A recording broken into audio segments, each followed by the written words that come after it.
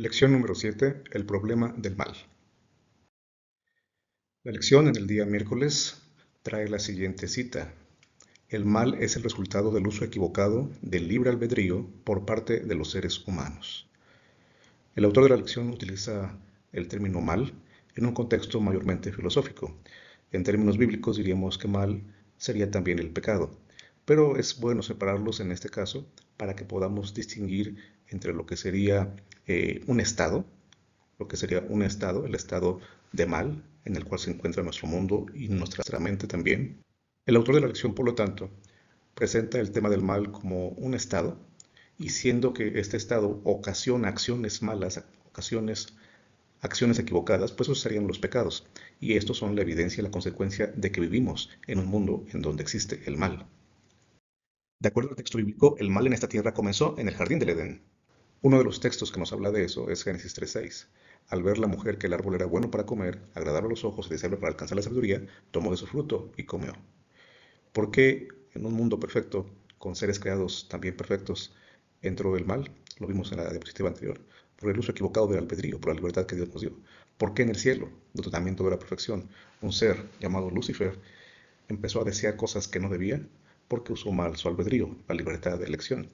Y aquí en el texto de Génesis 3:6 eso es visible, ya que cuando se nos dice que la mujer contempló el árbol, dice que lo vio como un deseo para sus ojos. No dice deseable o agradable, como diría aquí la Reina Valera.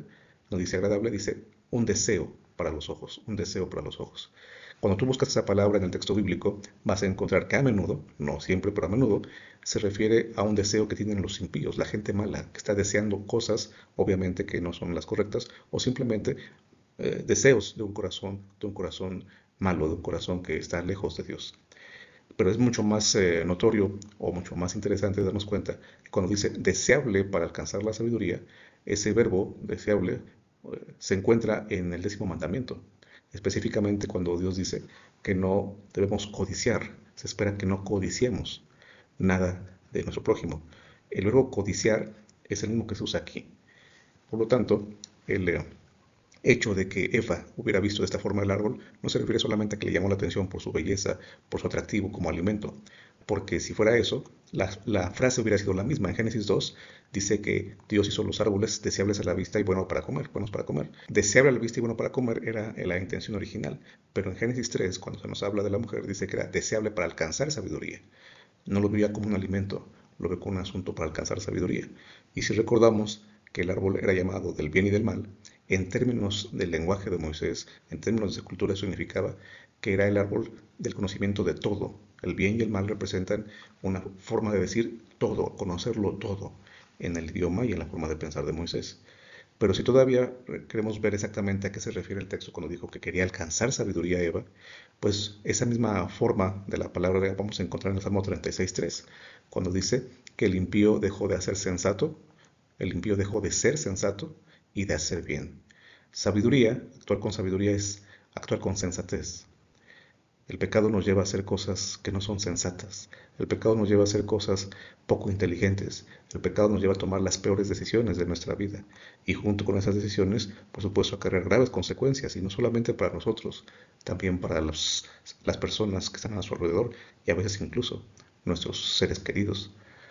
La palabra sensato o sabiduría sería también entonces sinónimo de prudencia, incluso de prosperidad, porque se esperaría que el que es prudente alcance la prosperidad en términos bíblicos, en términos de lo que Dios llama ser prósperos. Y llama la atención que también este mismo término es traducido como entendidos en el libro de Daniel, cuando dice que los entendidos comprenderán. Ese grupo especial que estará listo cuando Miguel se levante son los entendidos. Eva quiso llegar a un punto en donde no tenía por qué haber estado jamás y en donde él ya usó mal su albedrío. No solamente cambia el plan que Dios tenía para ella y para Adán, sino también lo que hizo fue perderse de la oportunidad de ser ese ejemplo, ese testimonio viviente de que por supuesto el mal no tenía por qué alcanzarla a ella, porque siempre iba a poder hacer de sus decisiones lo que Dios esperaba. Lamentablemente no lo hizo, tomó decisiones y en consecuencia hubo acciones equivocadas. La lección también nos habla acerca del Salmo 73, cuando nos dice que el salmista está ahí muy preocupado por la prosperidad de los impíos, hasta que entrando en el santuario de Dios, comprendí el fin de ellos. Sabemos que Dios ama al pecador, pero aborrece el pecado. Y en esa certeza podemos saber que el santuario nos ayuda no solo a entender esto, sino también a tener la certeza, la evidencia de que Dios actuará en consecuencia con esta misma declaración. Porque sí, el pecado es tan aborrecible que cuesta la vida de inocentes. El pecado que hace que haya sufrimiento, que haya dolor. Y como decíamos anteriormente, no solamente para el que ocasiona el pecado, sino que muchas veces, y seguramente tú tienes ejemplo de ello, el pecador pareciera que no sufre esas consecuencias, pero sí los inocentes. Durante siglos, el Cordero inocente ilustró esto, el sacrificio de un ser inocente, porque al final de cuentas nos hablaba del carácter de Dios, que toma muy en serio el pecado, toma muy en serio el mal, pero también nos muestra entonces ese carácter de Dios que mandó a su Hijo para rescatarnos, para perdonarnos, a pesar de que nosotros hayamos tomado también malas decisiones. Y entonces las decisiones que tomemos respecto al carácter de Dios serán evidencia de que creemos en Él y que aceptamos su promesa, que aceptamos su sacrificio o que decidimos rechazarlo. Al entrar al santuario podemos saber que el pecado llegará a su fin, porque el macho cabrío de Azazel en el día de la expiación era perdido en el desierto para que desapareciera, cargando los pecados de todo el pueblo como el único y final responsable. El final de él, por supuesto, no tiene por qué ser compartido con nadie, pero lamentablemente sabemos que habrá gente que sigue también el camino de este ser. Por lo tanto, entrar al santuario no evita inmediatamente el dolor o que se disipen todas nuestras preguntas e interrogantes acerca de por qué el mal nos aqueja, a veces nos pega tan fuerte, a veces nos lastima tanto. Pero entrar al santuario es estar en un lugar seguro, un lugar en donde podemos y debiéramos acercarnos tanto a Dios como para poder abrazarnos de Él y recordar que Él está a cargo. Y como Él está a cargo, Apocalipsis 21:4 nos dice que Él va a enjugar todas nuestras lágrimas.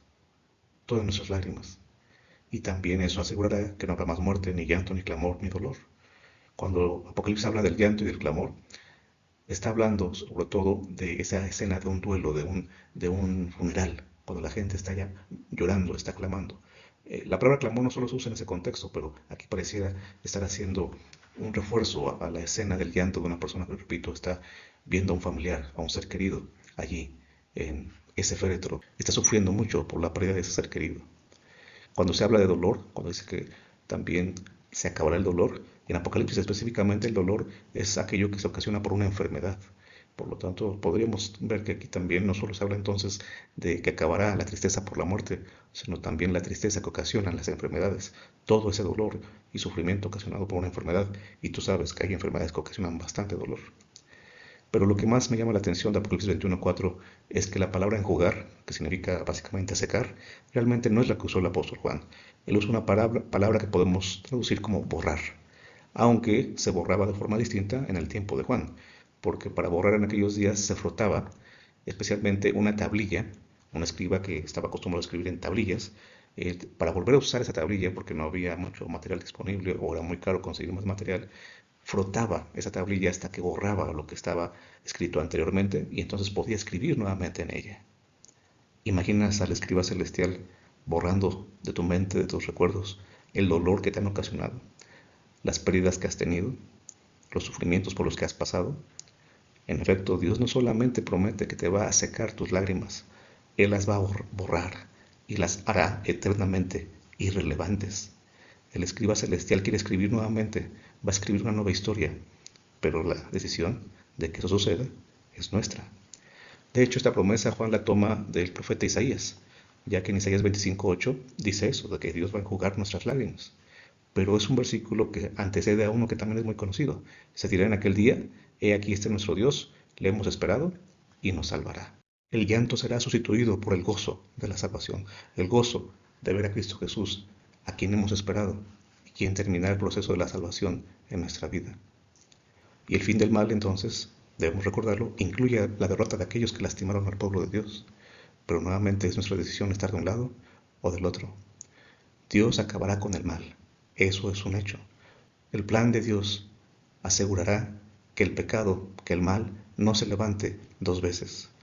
Tú y yo tenemos el privilegio de creerlo, tenemos la libertad de creerlo y también tenemos la libertad de experimentarlo. De ser testigos de cuando esto pase, pero sobre todo de ser testigos de que el mal está acabando también en nuestra propia vida. Decisiones, acciones, El mal tiene que ver con el mal uso de nuestro libre albedrío. ¿Cómo estamos usando nuestra libertad de elección? Entra al santuario y que tu mejor decisión sea abrazarte de Dios.